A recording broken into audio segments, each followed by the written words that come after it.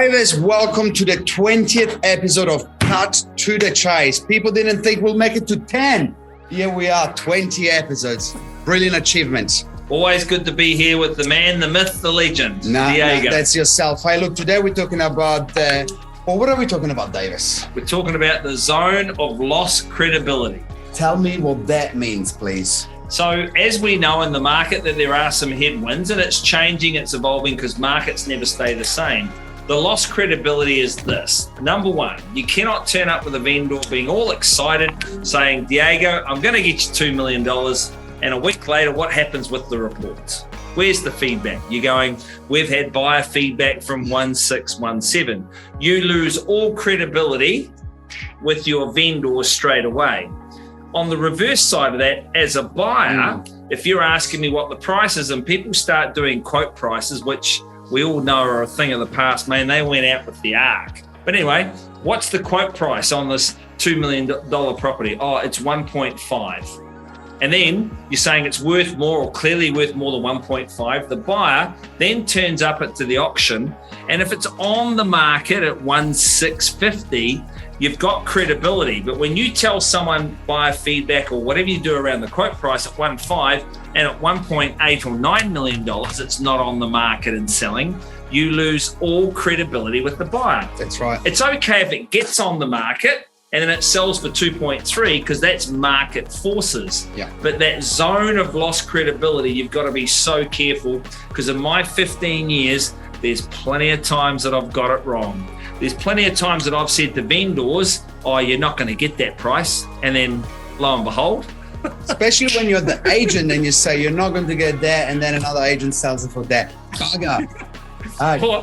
Or the buyer, you say, oh, it's clearly worth more than 2 million. And then a week later, it sells for 1,850. And they go, mate, you told me. No. Opinions are like bottoms. We all have one. But as a real estate agent, you should not have an opinion on what property will or will not sell for. Be an expert on what property is currently listing and selling for. But man, the zone of lost credibility. And we wonder, I suppose, Diego, why am I doing all the talking today? Anyway. Well, look, I couldn't agree more. And the way that I've made some mistakes, especially at the start, right? But the way that I approach this, I just use the comparables, and you use the comparables with the vendors and with the buyer, and you should really use the same comparables. With the buyer, it's okay to quote one that was an inferior property. Hey, look, that sold for 1.35, but it was smaller. It was a few months back. The market has moved a little bit, so we're expecting more than that. Now, you can start a conversation with that. But you only take it to the next level once the buyer's got some interest, right? When they're coming back for the second viewing, measuring the lounge to see if the TV would fit, then you can start talking about the one that sold for 1.65. And you say, hey, look, this one sold for this much. Because at that point, you're not going to scare them away. And you're not saying that the property is worth that, but you're telling them that a similar property sold for that much. And it's up to them. And you say, hey, look, we're not comparing apple for apple. That buyer thought that was worth that much.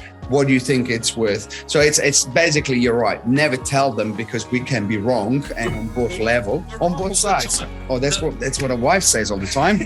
The more that we do real estate, the more it's dangerous. The more we have an opinion on what something is or isn't worth.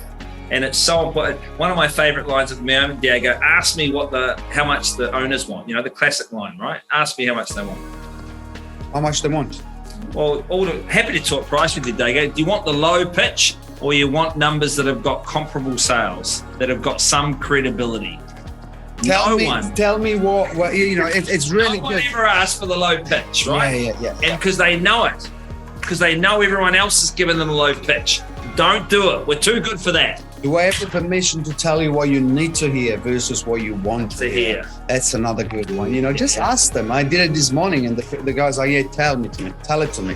So, hey, look, we've been on the market for 6 months. This property is not worth what you want. We know now. Second agency agreement. What are you going to do? Guess what? They're on the contract.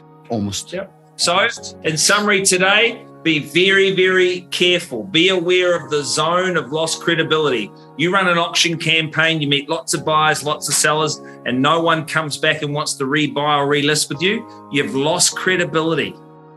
Facts. Always facts. Hey, thanks for watching. I can't wait for episode number 30. Ciao, ciao.